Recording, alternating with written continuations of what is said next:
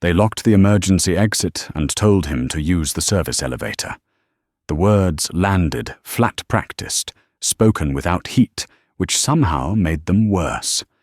The red light above the exit sign buzzed softly, a thin electric whine that crawled under the skin. Behind the glass wall, rain streaked down the windows of the downtown Chicago tower, blurring the city into long gray veins.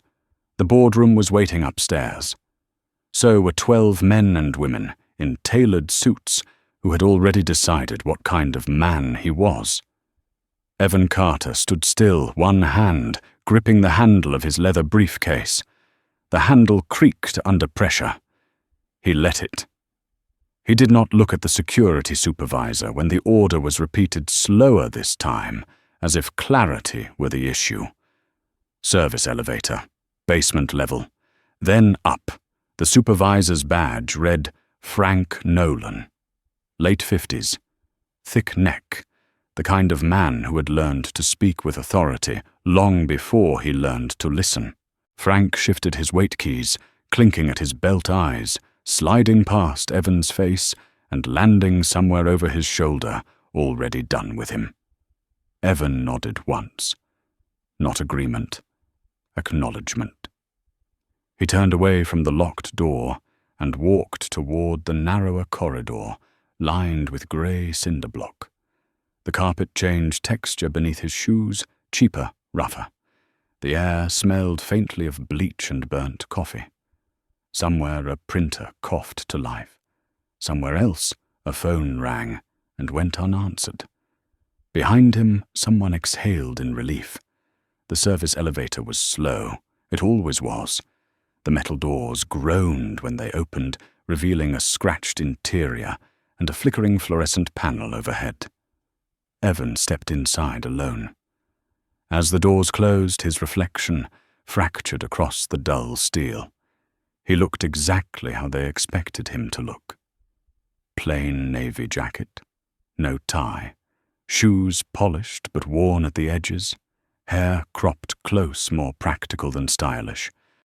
A face that carried lines earned early. The elevator dropped. The hum of cables filled the small space. Evan loosened his grip on the briefcase and flexed his fingers. They ached slightly. Not from fear. From restraint. 10 minutes earlier, he had been standing at the reception desk, listening as a young assistant with perfect teeth explained that his name was not on the approved list for executive access. She had smiled while she said it, smiled again when he asked her to check once more. Her fingers had hovered over the keyboard, unmoving, as if the act of trying were itself unreasonable. Approved access is required for the executive floors, sir. Sir. Always, sir. Polite words with sharp edges. When he mentioned the meeting, the merger briefing scheduled for that morning, her smile tightened. She glanced at the clock. 8:47. The meeting started at 9. She told him security would escort him. Not up. Out. Frank had arrived then. Frank with his keys and his certainty.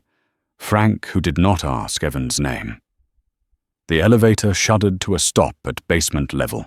The doors slid open to concrete exposed pipes, yellow lines painted on the floor. A janitor pushed a cart past without looking up. Evan stepped out, turned and pressed the button for the upper floors. As the elevator climbed, his mind moved backward, not in memories but in calculations, timelines, leverage. He had learned long ago that outrage wasted energy. Precision did not. The tower belonged to Meridian Solutions, a logistics and infrastructure firm, with contracts stitched deep into municipal budgets across the Midwest. Roads, bridges, supply chains that fed hospitals and schools. Quiet power, the kind that never made headlines unless it failed. Evan had built something similar once, smaller at first, then larger than anyone expected. The elevator chimed at the executive level. The doors opened onto silence and glass. The boardroom sat at the end of the corridor, all transparent walls and brushed steel. Inside, the meeting had already begun. Evan could see them through the glass. 12 figures around the table, some leaning back, arms crossed. Others bent forward, pens poised.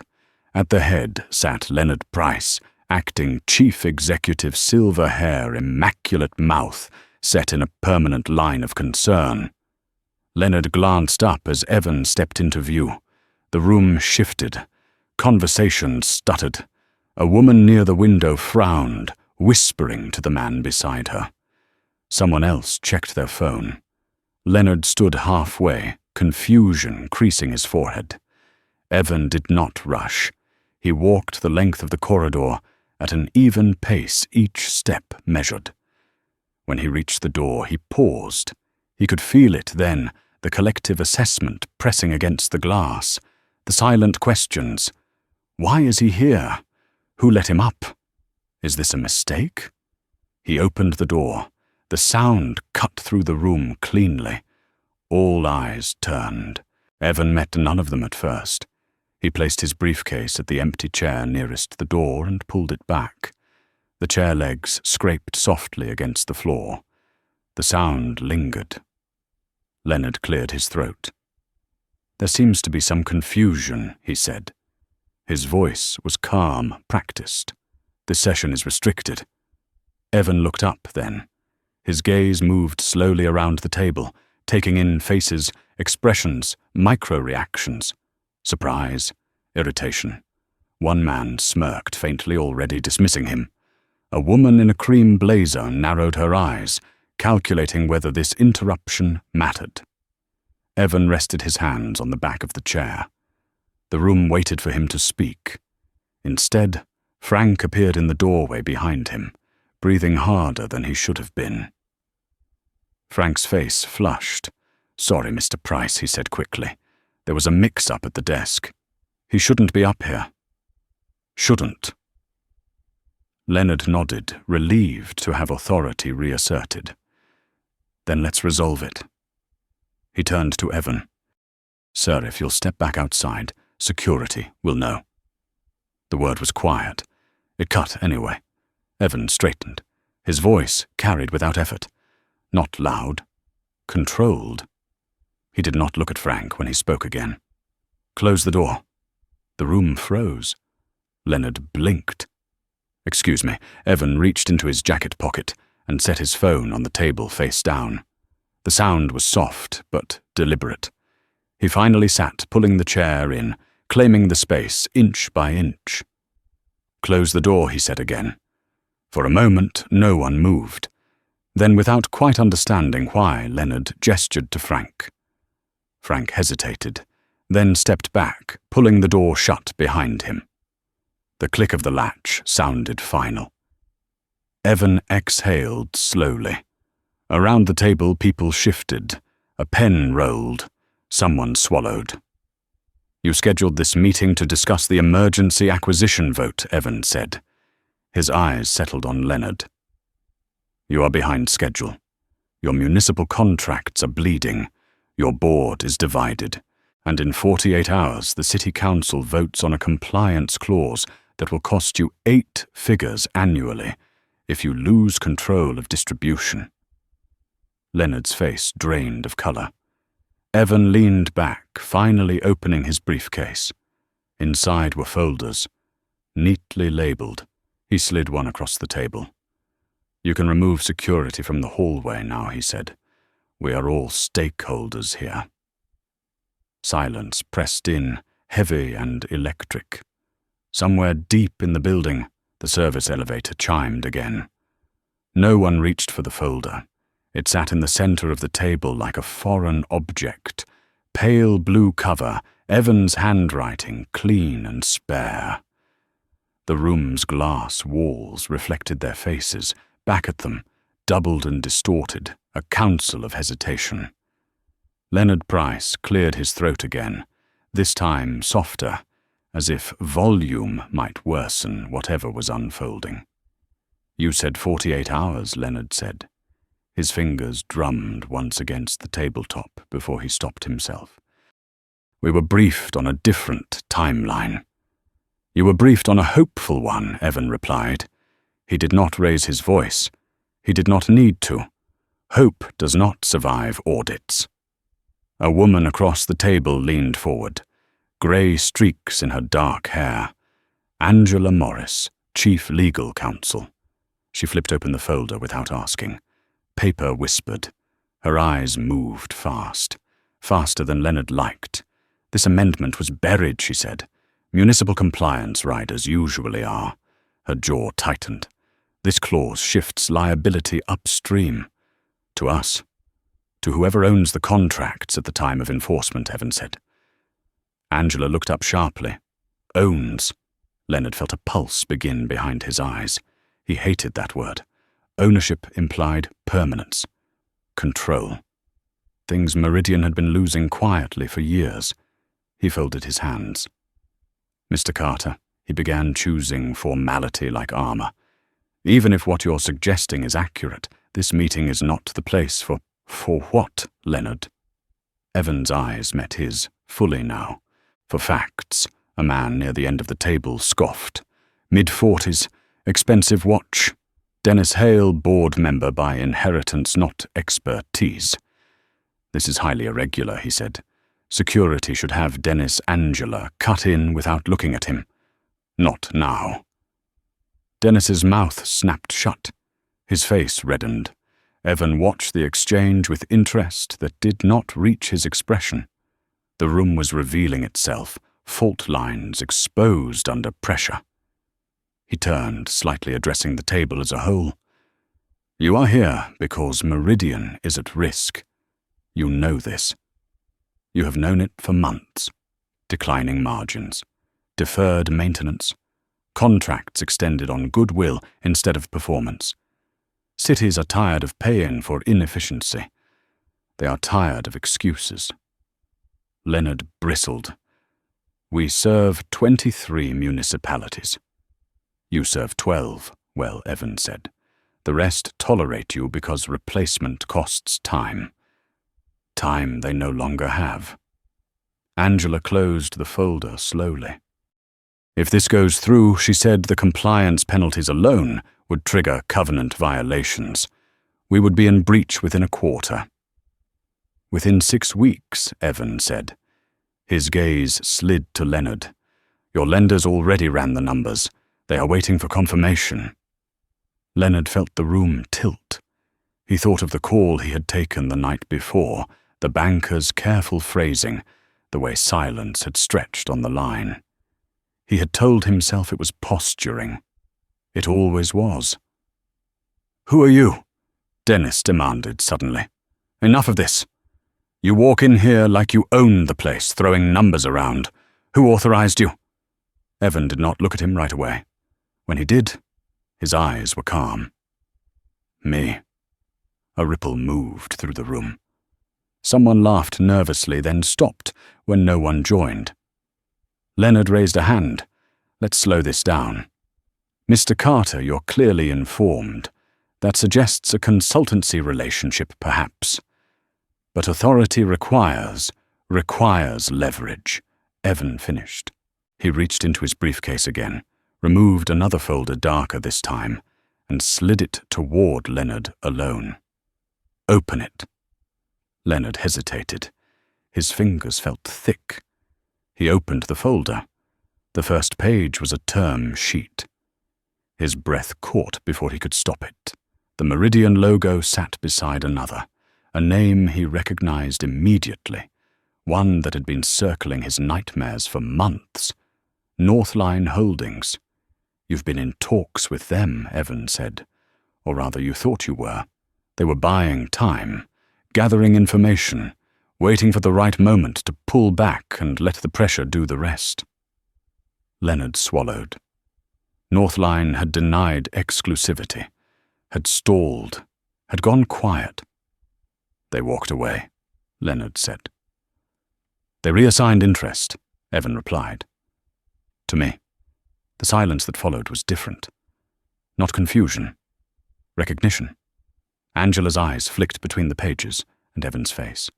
Her voice was steady, but something under it shifted. This offer assumes controlling interest. Assumes necessity, Evan said, and speed. Dennis pushed back his chair. This is a hostile maneuver. Hostile implies aggression, Evan said. This is intervention. Leonard closed the folder. His hands were trembling now just slightly. He pressed them flat on the table. You expect us to accept this without due process. I expect you to understand reality, Evan said. Due process will come. After survival, Angela leaned back, thinking. If we reject this, she said slowly, and the amendment passes, we default. Yes. If we accept, we cede control. You share it, Evan corrected. Temporarily. Dennis laughed, sharp and humorless. Temporary control is a myth. Evan turned to him, fully now, his voice hardened by a fraction. So is merit, Dennis. Yet here you are. The jab landed. Dennis's face went pale. Leonard stood. The room followed him instinctively. He needed air. He needed time. He looked at Evan, really looked, seeing past the plain jacket, the careful neutrality. Why you, Leonard asked quietly. Why now? Evan rose as well, but he did not move closer. Because Meridian matters. To cities that depend on it, to workers whose pensions are tied to it, to systems that fail quietly until they don't. And because I have watched this company bleed itself dry under people who mistook familiarity for competence. Angela exhaled slowly. You've done your homework. I lived in the consequences of not doing it, Evan said. Leonard searched his face for something. Arrogance. Triumph. There was none, only resolve, and beneath it, something colder. History. We need executive session, Leonard said, finally. Evan nodded. Of course. He gathered his folders, leaving copies behind. I'll wait. As he turned to leave, Angela spoke. One question. He paused. If we agree, she said, what changes? Evan looked back at the table, at the glass walls, at the city beyond, them blurred and grey. Accountability, he said. Transparency. And leadership that understands the cost of being wrong.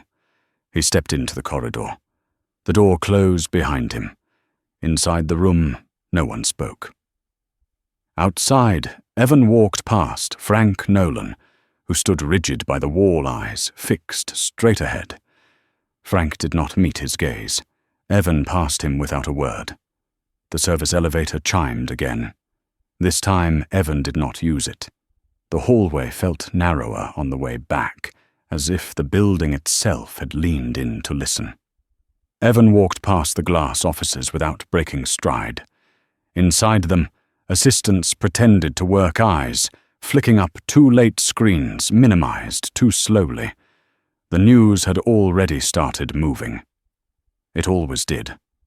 Power announced itself before words ever caught up. At the end of the corridor, the city opened through a wall of windows. Chicago lay below slate and steel, the river cutting through it, like a scar that had learned to be useful. Evan stopped there not to admire it, but to wait. Waiting was part of the work. Knowing when to move was the rest. Behind him, a door opened softly. Angela Morris stepped out, closing it again with care. Her heels clicked once, then she stopped, leaving distance between them. Up close, the grey in her hair was more pronounced. Her eyes were sharp, unsettled. They're split, she said. Leonard wants time. Dennis wants blood. A few of them want to pretend this isn't happening. Evan nodded. And you. Angela studied him. I want to know what you're not saying. He turned from the window to face her. Ask. Why Meridian? Why not let it collapse and buy the pieces? It would be cleaner. Cleaner for whom? For you. Evan held her gaze. For me, maybe. Not for the people whose names don't make it into folders. He paused. You know the East Yard distribution hub. Angela blinked. The one near Joliet. My father worked there. 27 years. Night shifts. Missed birthdays. He died waiting on a pension recalculation that never came because the contractor folded and no one felt responsible. Meridian inherited that mess and called it legacy liability. Angela's jaw tightened. I didn't know. You weren't supposed to, Evan said. That's how systems protect themselves. Footsteps echoed from the corridor behind them. Leonard Price appeared, jacket unbuttoned, now composure strained. He looked older than he had an hour earlier. We're taking a recess, Leonard said. 1 hour. He glanced at Angela, then back to Evan. We need clarity. You need courage, Evan replied. But clarity will do for now. Leonard exhaled. We have questions. You always do. They moved into a smaller conference room, walls opaque, lights warmer. The table here was round. Less hierarchy. A deliberate choice, Evan noticed. Leonard was trying to soften the ground. Dennis burst in. Last face flushed. This is insane, he snapped. We're letting a stranger dictate terms. Leonard shot him a look. Sit down. Dennis remained standing. Who are you really, Evan? Where did you get the capital? No one just walks in with Northline leverage. Evan sat unbothered. You're asking the wrong question. Then answer the right one. Who benefits, Evan said, and who doesn't? Angela leaned forward. Northline reassigned to you because you offered something they couldn't. Evan nodded. They wanted return without exposure. I offered insulation. Leonard rubbed his temples. That still doesn't explain scale. Evan reached into his briefcase again, slower this time, and placed a single photograph on the table. It showed a warehouse floor, concrete stained, fluorescent lights flickering, men in reflective vests standing shoulder to shoulder, faces tired but proud. At the center stood a younger Evan Hare, longer arm around an older man. This was my first company, Evan said. Regional freight, we bid low, paid fair, invested in maintenance when margins said not to, cities noticed, workers stayed.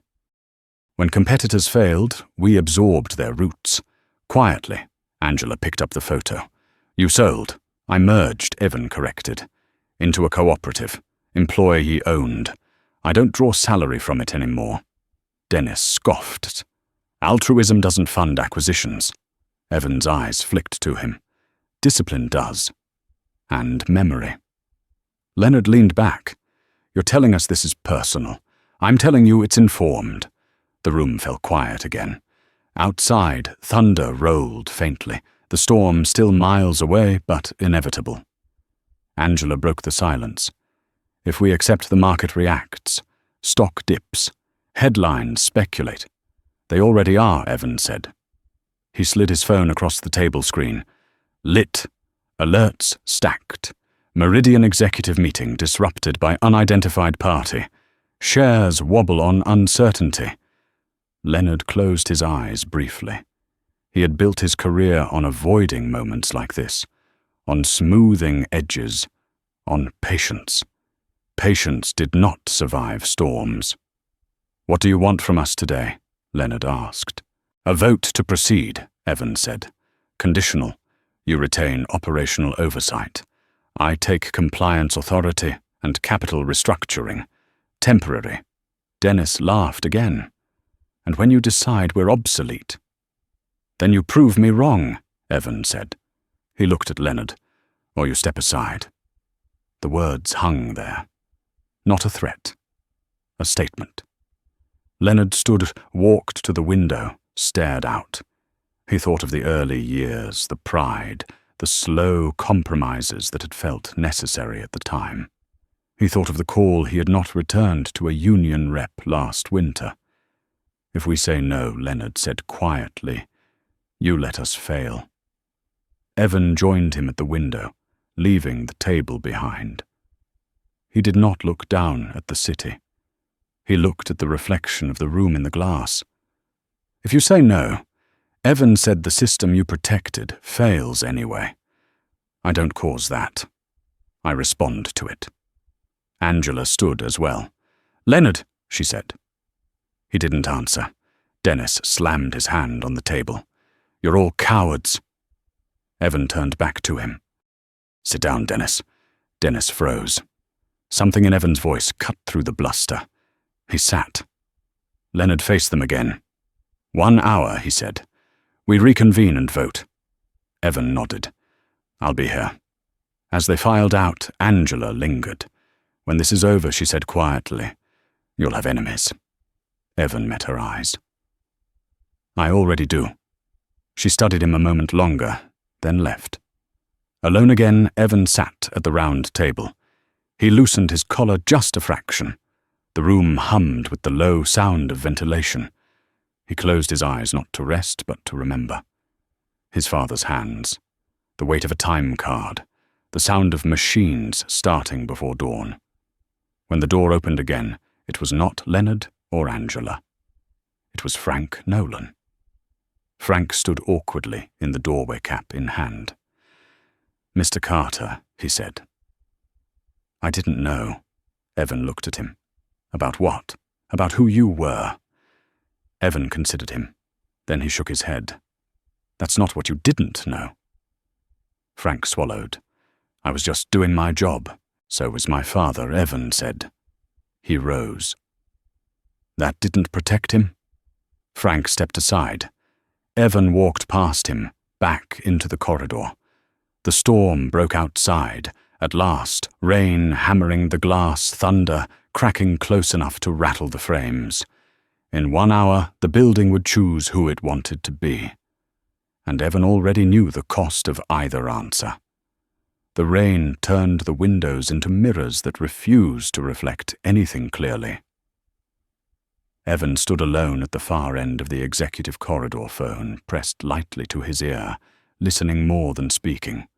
On the other end, a voice he trusted measured words with the care of someone used to consequences. The unions are restless, the voice said. They caught wind of the meeting. Someone leaked the agenda, not the offer. Just enough to scare people. Evan closed his eyes briefly. That was expected. City council staffers are calling, too. They want reassurance without fingerprints. They'll get silence, Evan said. Silence makes people honest. He ended the call and slipped the phone back into his pocket. The hour Leonard had asked for was nearly gone. Inside the building, tension thickened, unseen but felt. Assistants whispered. Doors opened and closed too quietly.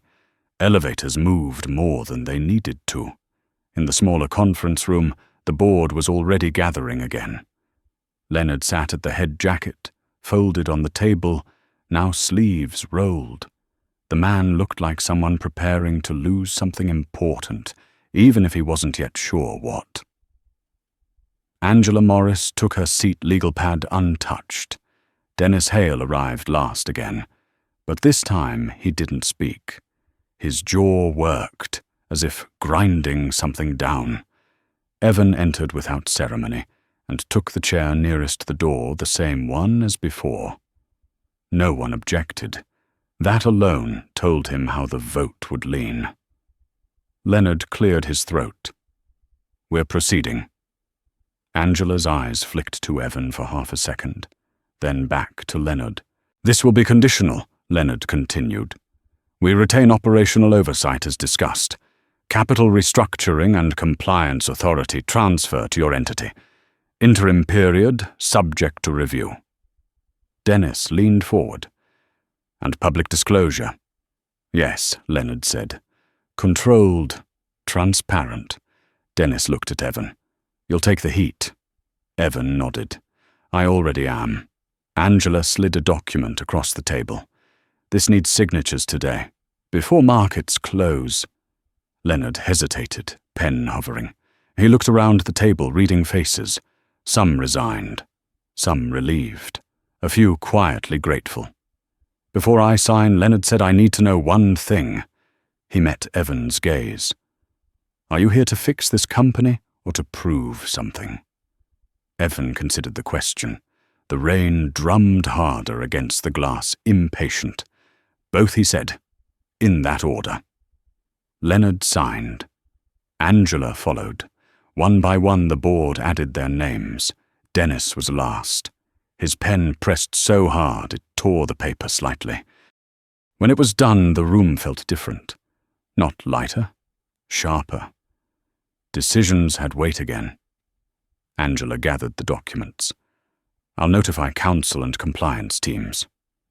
Leonard leaned back, staring at the ceiling. We've just made enemies. Evan stood. You've had them for years. You just called them partners. As Evan turned to leave, Dennis spoke. This doesn't end cleanly. It never does, Evan said, and walked out. The hallway buzzed now, no longer pretending. Phones rang openly. People moved with purpose or panic. Evan passed Frank Nolan again. Frank stood straighter this time, eyes following Evan with something close to respect or fear. Downstairs, the lobby had filled with sound. Reporters, cameras. The rain had driven them inside, clustered near the glass doors like birds waiting for scraps. Evan stopped short of the exit. He watched them through the glass flashes, popping already guesses, flying. A woman approached from his left, early 30s, communications director. Hair pulled, tight eyes sharp. They want a statement. Evan nodded. Give them one. She hesitated. Are you sure? They don't know who you are yet. Evan reached for the door handle. That's the problem. He stepped outside. The sound hit him first. Shouts, questions overlapping. His name or guesses at it. Cameras swung toward him as if pulled by gravity. Mr. Carter, is it true Meridian is under new control? Are you the buyer? Are jobs at risk? Evan raised a hand. The crowd stilled more out of surprise than obedience. Meridian is not under new control, he said. It is under new accountability. No jobs are being cut today. No contracts are being broken today. Cities will continue to receive services. Workers will continue to be paid. A reporter pushed forward.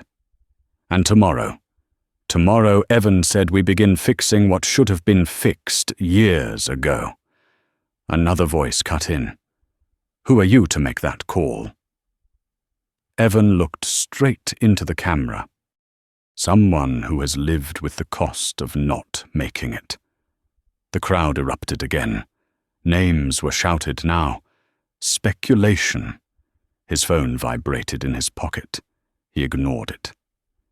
Inside the building, Angela watched from the window. Leonard stood beside her, silent.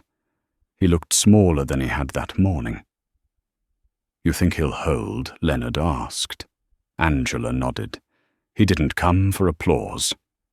Outside, Evan turned away from the cameras and walked into the rain. The city swallowed him quickly. A car pulled up at the curb. He slid into the back seat, closing the door on the noise. As the car pulled away, his phone buzzed again. This time he answered. It's done, he said.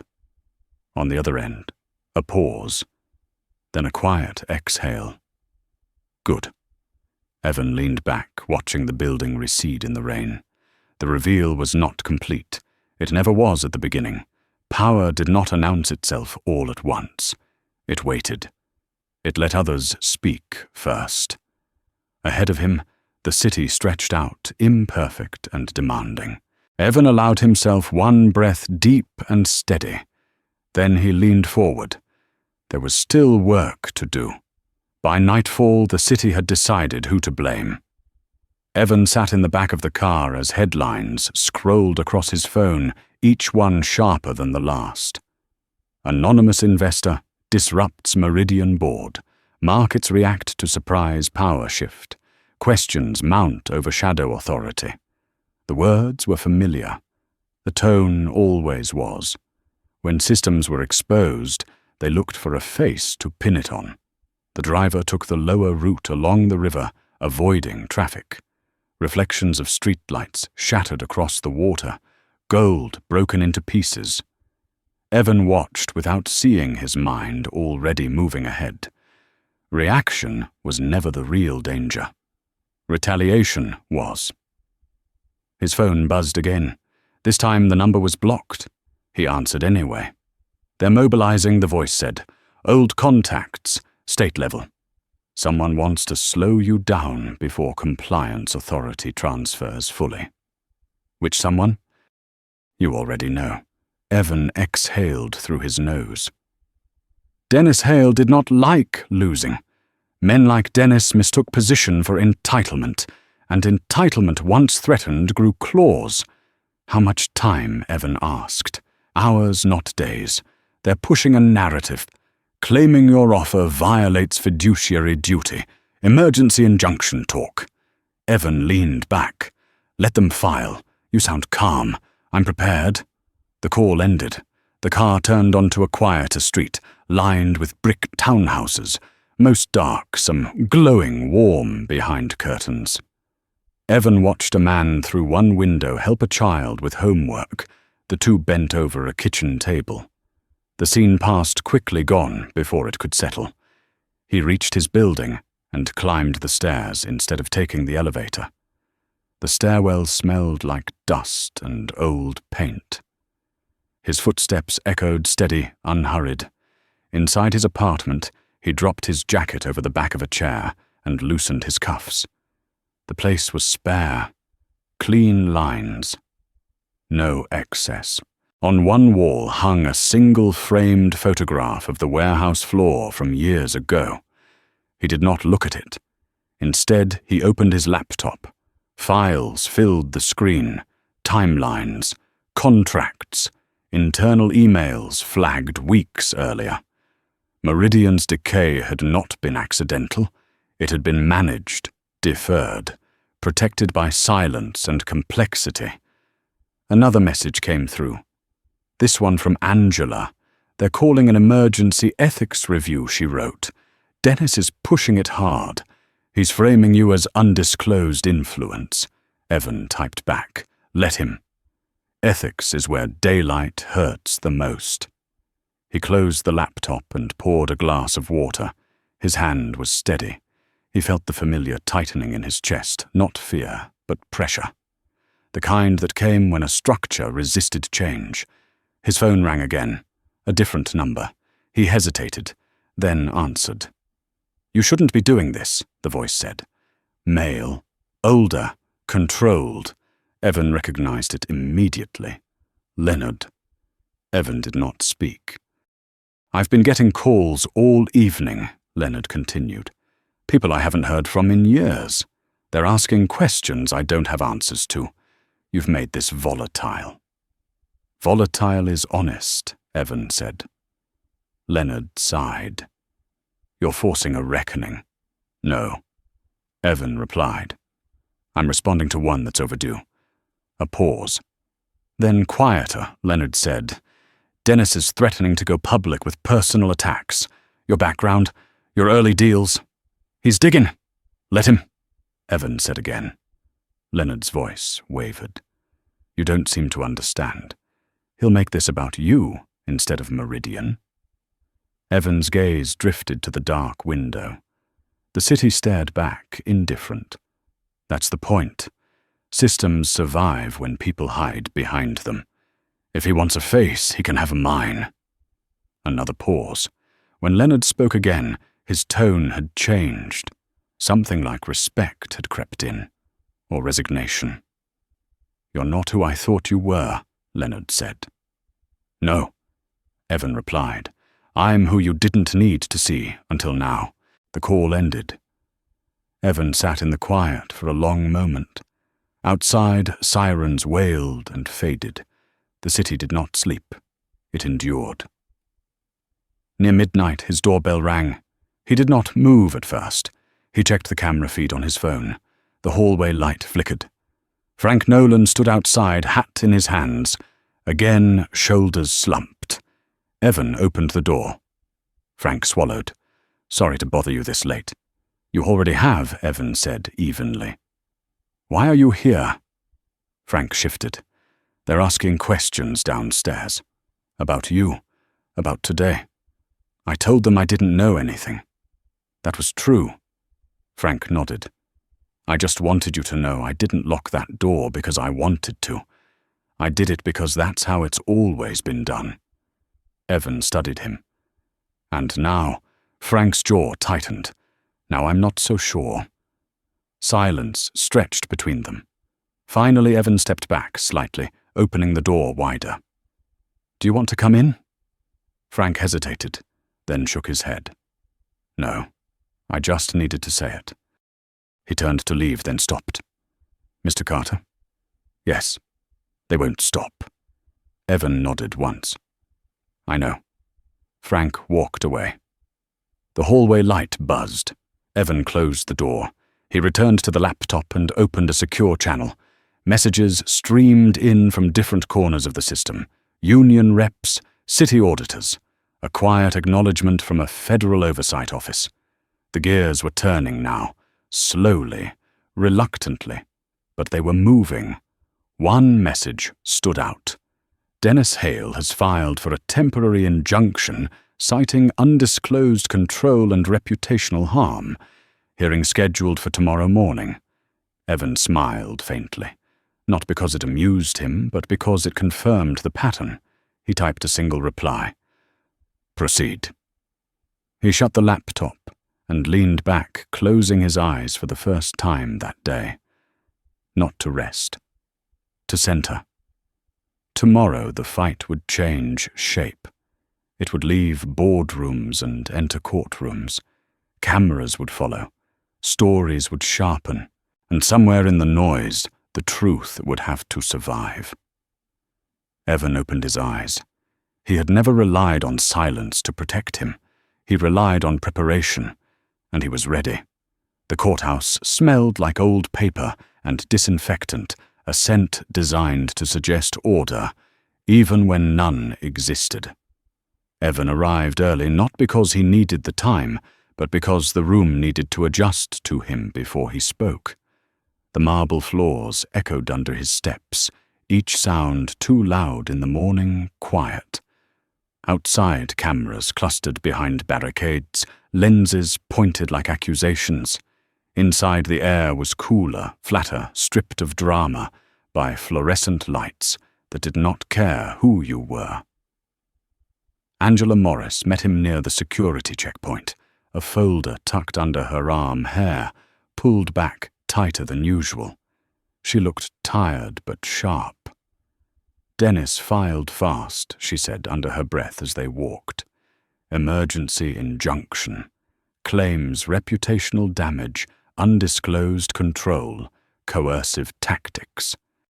He wants the judge to freeze the transfer." "And the judge?" "Senior. Conservative. Values process over noise." Evan paused, handed his phone to security, then stepped through the metal detector. "He has a reputation for hating theatrics." "Good," Evan said. "I'm not here to perform." They entered the courtroom together. Wood-paneled walls, flags standing stiff in their corners. The judge's bench loomed higher than necessary, an architectural reminder of where authority lived. Dennis Hale was already seated at the plaintiff's table, flanked by two attorneys who looked expensive and impatient. Dennis's eyes flicked toward Evan Sharp with something like anticipation. Leonard Price sat behind them, not at either, table hands, folded face unreadable. He looked like a man attending his own autopsy. The judge entered. Everyone rose. When they sat again, the room settled into its formal stillness. "Counsel for the plaintiff," the judge said. "You may proceed." Dennis's attorney stood. He spoke confidently, voice smooth, practiced. He framed the narrative carefully. An unknown individual leveraging undisclosed financial influence to force a distressed company into a hasty agreement. Shareholder harm, market instability, ethical breaches. As he spoke, Dennis watched Evan searching for reaction. He found none. Angela stood when it was their turn.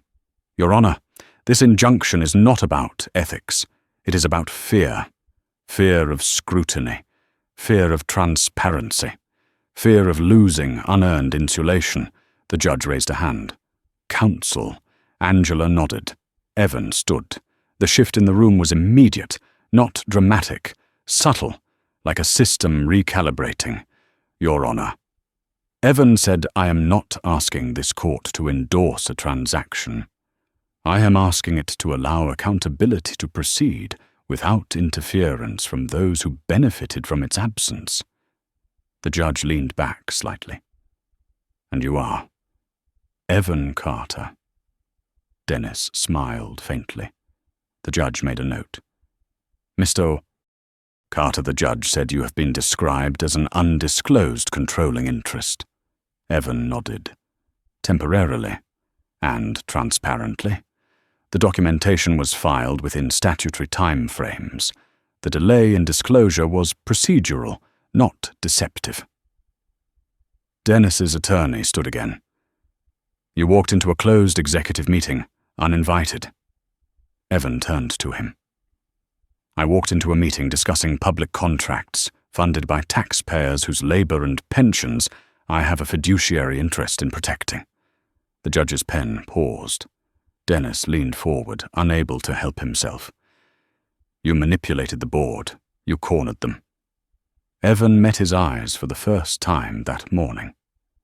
"You mistook preparation for manipulation." The judge held up a hand.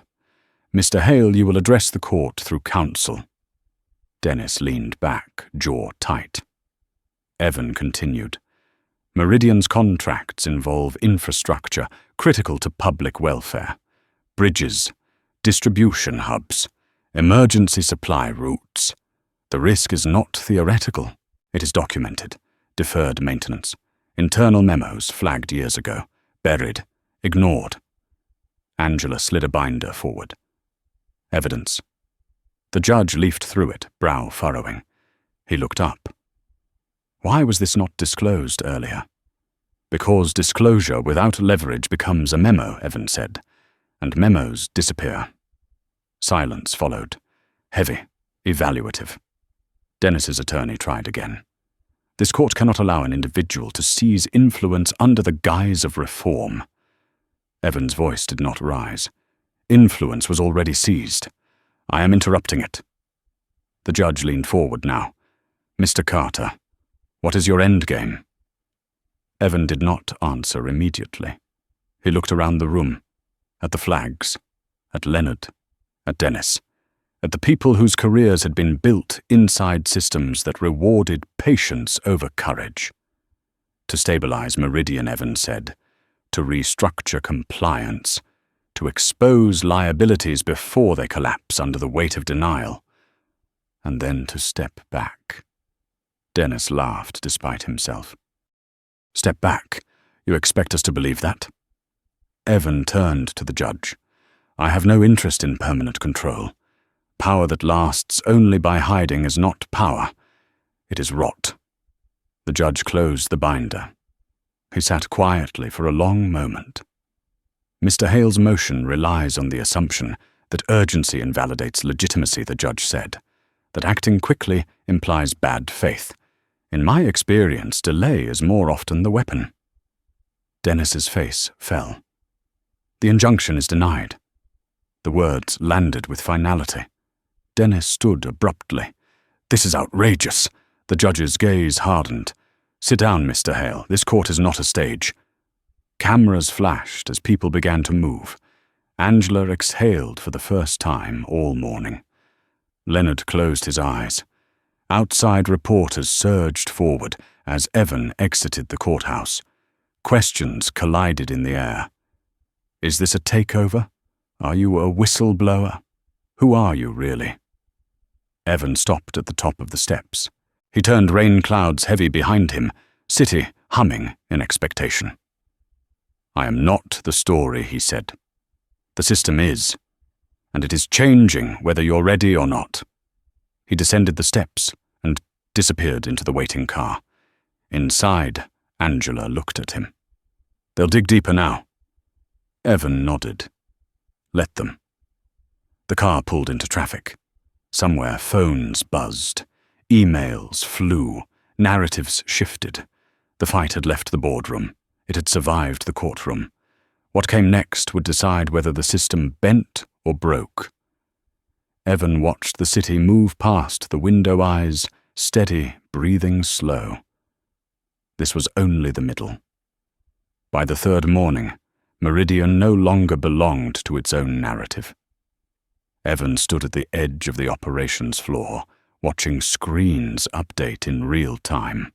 Freight routes blinking from red to yellow. Maintenance logs resurfacing from archives no one had opened in years. People moved differently now. Faster, but also quieter. As if sound itself had become a liability. Angela joined him, coffee untouched in her hand. "You're trending again," she said. "Not as a villain this time. Something closer to a threat." Evan didn't look away from the screens. Progress often looked like danger to those invested in stillness. In a glass-walled office across the floor, Dennis Hale paced. His phone stayed pressed to his ear voice, sharp enough to cut through the hum of machinery. Evan could not hear the words, but he recognized the posture. Control slipping. Rage misdirected. "They won't stop at the injunction," Angela said.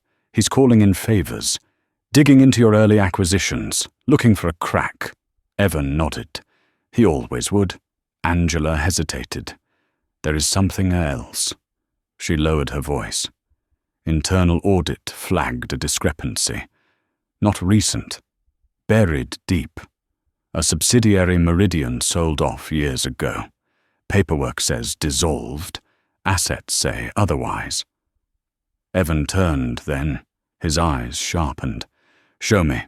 They moved into a smaller room where the lights hummed too loudly. Angela pulled files onto the screen. Dates. Shell names.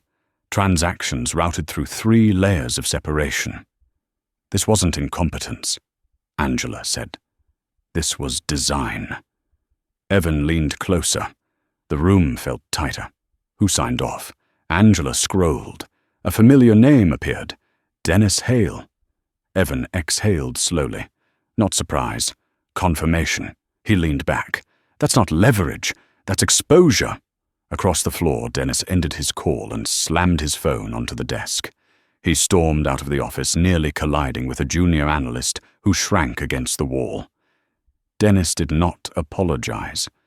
Evan watched him go. Power revealed itself most clearly when it thought it was losing. By noon, the leak hit. Not from Evan's camp, from someone who had grown tired of waiting. A reporter published an article outlining Meridian's hidden asset transfer from years earlier. No names yet. Just facts, enough to force questions. Phones rang non-stop now.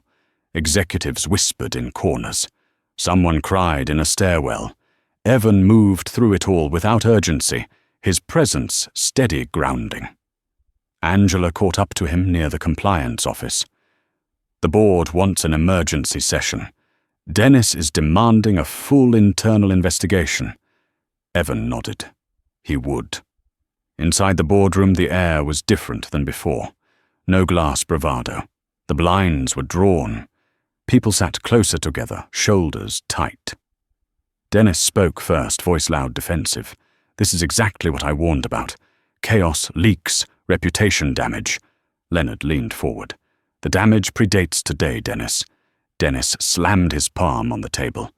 "This is a witch hunt." Evan spoke calmly. "No. It's an audit." Dennis turned on him. "You orchestrated this." Evan met his glare. "You outsourced it." Silence fell. Angela slid the documents forward. Evidence of asset concealment. Pension funds redirected. Maintenance budgets quietly drained. Dennis laughed, brittle. This is circumstantial. Angela shook her head. It's systematic. Leonard looked at Dennis with something like grief. How long? Dennis stood. This is absurd. I won't sit here and sit. Leonard said quietly. Dennis froze. He sat. Leonard's voice was steady now. We built this company on trust. You turned it into a vault. Dennis's face twisted. You all benefited. Evan leaned forward. Some of us paid instead. The room held its breath. Leonard exhaled. We're authorizing a full external investigation. Effective immediately. Dennis surged to his feet. You can't do this. We already are, Leonard said. And you are stepping down pending review. Dennis laughed, loud and hollow. You think this ends me? Evan spoke without heat. It ends your insulation. Security appeared at the door. Dennis stared around the table searching for allies. Found none. He walked out stiffly, shoulders squared against humiliation. When the door closed, no one spoke for a long moment. Angela finally did. This will get ugly. Evan nodded. It already is. That evening, Evan stood alone again, at the window overlooking the city. Lights flickered on as dusk settled. Somewhere below, people drove home, unaware of the quiet shifts shaping the roads beneath them. His phone buzzed, a message from an unknown number. You think you're clean? Everyone has a shadow. Evan stared at the screen, unreadable. He deleted the message without reply. Angela approached quietly. You okay? Evan nodded. Shadows don't scare me. Only denial does. Outside, sirens wailed faintly. Inside, Meridian continued its slow unraveling. Not collapse. Correction. Evan watched the city breathe and felt the familiar weight settle into place. The system was fighting back now. Harder. Dirtier. Good. That meant it was working. The subpoena arrived before sunrise. Evan read it at his kitchen counter, the paper flat against the wood steam from his coffee, curling into nothing. The language was precise, polite, almost apologetic. Federal Oversight Committee. Voluntary appearance requested. Not an order. Not yet. He folded the letter once and set it aside. Outside, the city was still quiet, the kind of quiet that only existed before decisions caught up with consequences. By 8 o'clock, Meridian's headquarters was sealed tighter than it had ever been. Security checkpoints doubled. Visitor badges reissued. Names verified twice. The building had learned how to be afraid. Angela met Evan in the lobby, her expression unreadable. The Oversight Committee wants testimony. Yours. Leonard's. Mine. Evan nodded. They were always going to come. When rot surfaced, the question was never whether someone would look, only how far down they were willing to dig. Upstairs, the operations floor had changed again. People spoke openly, now voices no longer hushed. Fear had shifted from exposure to implication. Everyone was measuring their past decisions against an uncertain future. Dennis Hale's office sat dark behind drawn blinds. His nameplate had already been removed. The absence felt louder than his presence ever had. Angela led Evan into a conference room he had not seen before. Smaller, windowless, a room designed for listening, not authority. A man waited inside. Early 60s. Grey suit worn thin at the cuffs. No visible insignia. His eyes were calm, assessing. Mr. Carter, he said, standing. Samuel Reeve, Oversight Committee. Evan shook his hand. Reeve's grip was firm but not performative. Have a seat, Reeve said. This is informal, for now. Angela took a chair along the wall. She did not speak. Reeve folded his hands. You've disrupted a large system in a very short time. Evan met his gaze. Systems don't like interruption. No, Reeve agreed. They prefer erosion, quiet decay. Reeve slid a folder across the table. Inside were names, dates. Evan recognized several. "You have a history," Reeve said. "Cooperative mergers, employee ownership models, regulatory compliance above industry standard. You've walked away from profit before." Evan nodded. "Profit that requires blindness costs more later." Reeve studied him. "Some would call that idealism." "Some would call it accounting," Evan replied. A faint smile tugged at Reeve's mouth. "Dennis Hale is claiming you targeted him personally." Evan's voice remained even. "I targeted a structure. He happened to be standing in it." Reeve leaned back. "You're aware this investigation will not stop with Meridian?" Evan did not flinch. "It never does." "Good," Reeve said. "Because there's something else."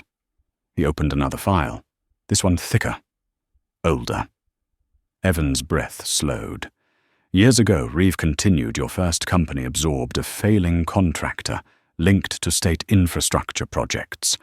The contractor collapsed under debt. Workers lost benefits. Lawsuits followed. Then silence. Evan's jaw tightened just slightly. "You stepped in," Reeve said, "paid outstanding wages, covered medical claims. You did not have to." Evan spoke quietly. "I had already profited from the roots. Responsibility follows profit." Reeve closed the file. "That decision cost you millions." Evan nodded. "It bought sleep." Reeve stood. "This committee exists to prevent abuse of power, not to punish its responsible use. We will proceed carefully." Angela exhaled. Reeve paused at the door. "Mr. Carter." "Yes." "You're about to become very inconvenient to a lot of people." Evan met his eyes. "I already am." Reeve left. Angela stood slowly. "That could have gone worse." "It still might," Evan said. As they stepped back onto the operations floor, a murmur rippled through the space. Phones lit up. Screens refreshed. Another article had dropped. Anonymous source alleges broader network tied to Meridian asset concealment. Angela swore softly. "This is expanding." Evan scanned the room. People looked at him differently now. Not suspicion, expectation. "Good," he said. By afternoon, the board convened again. This time without Dennis, without pretense. Leonard looked exhausted. "The committee wants full cooperation. Everything." "They'll get it," Evan said. Leonard hesitated. "You could walk away now. You've forced change. You've won." Evan shook his head. "Change that stops when it's uncomfortable isn't change. It's branding." Leonard nodded slowly. "Then we keep going." Outside, protesters gathered. Some in support, some angry. Signs clashed in message and meaning. Cameras loved it. Evan stood at the window and watched. This was the cost. Visibility invited projection. Angela joined him. "You're becoming a symbol." Evan's eyes stayed on the crowd. "Symbols don't bleed. People do. I don't intend to hide behind one." As dusk fell, his phone buzzed again. A new message. Different number. "You exposed the wrong door." "Now look behind you." Evan deleted it, his expression unchanged. Night settled over the city lights, flickering on like 1,000 quiet witnesses. Somewhere beneath the noise systems recalibrated. Slowly, painfully, Evan remained where he was, shoulders squared, breath steady. The storm had moved past denial. Now it was asking questions, and Evan was ready to answer them all. The hearing room was larger than Evan expected, built to impress rather than inform. Rows of polished desks curved toward a raised dais where the oversight panel would sit. Flags framed the space, stiff and ceremonial. Microphones waited patiently, red lights dark for now. The audience filled in quietly. Staffers, observers, a few reporters pretending to take notes while watching faces instead of facts. Evan took his seat at the witness table. He placed his hands flat on the wood, feeling its smoothness, grounding himself in something solid. Across the room, Leonard sat with counsel shoulders squared, but eyes tired. Angela was 2 rows back, posture, straight expression, unreadable. The panel entered without drama. No robes, no theatrics. Just people carrying the weight of authority in their posture. Samuel Reeve took the center seat. He met Evan's eyes briefly. Not reassurance. Recognition. The chairwoman spoke first. "Mr. Carter, thank you for appearing voluntarily." Evan inclined his head. "Transparency requires presence." A murmur rippled faintly through the room. The chairwoman adjusted her glasses. "You have been described in various ways over the past week. Investor, activist, interloper. We are here to understand your role and your intent." Evan nodded. "Then ask." Reeve leaned forward. "You intervened in Meridian during a period of financial vulnerability. Why not wait for formal regulatory action? Because formal action arrives after damage becomes undeniable," Evan said. "And by then the cost is already paid by people without a voice in the process." A panelist to Reeve's left spoke. "You speak often of systems, yet you operate outside them." Evan met her gaze. "I operate at their edges, where accountability tends to leak." Another panelist interjected. "You leveraged private capital to gain influence over public infrastructure. That concerns us." "It should," Evan replied. "That concern is what keeps influence honest." The chairwoman raised a hand. "Let us be precise. Did you coerce Meridian's board?" "No." "Did you apply pressure?" "Yes." "Explain the difference." Evan leaned forward slightly. "Coercion removes choice. Pressure reveals consequences. Meridian's board retained agency. They also retained responsibility." Reeve watched him carefully.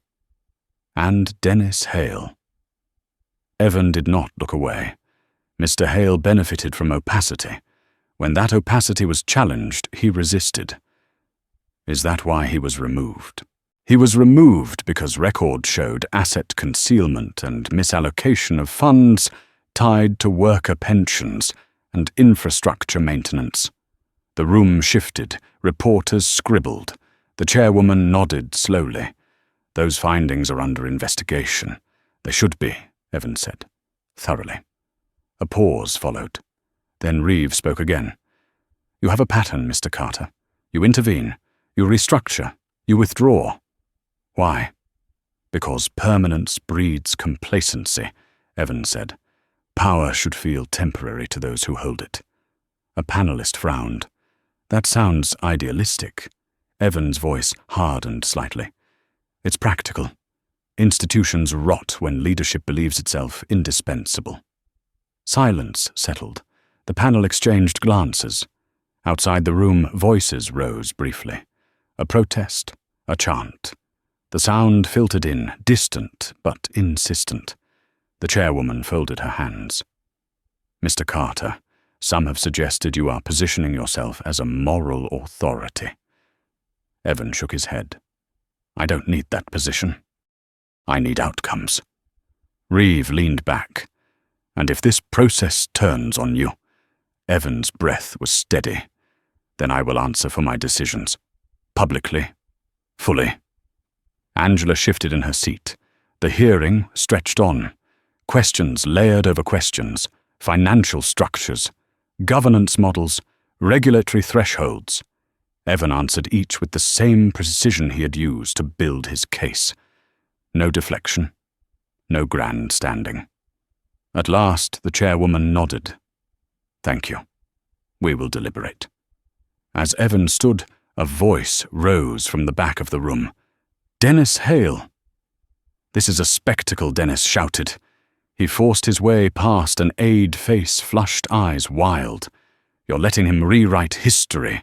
Security moved quickly, but Reeve raised a hand. "Mr. Hale, this is not your forum." Dennis laughed, sharp and desperate. "Of course it is. He turned on Evan. "You think you're clean.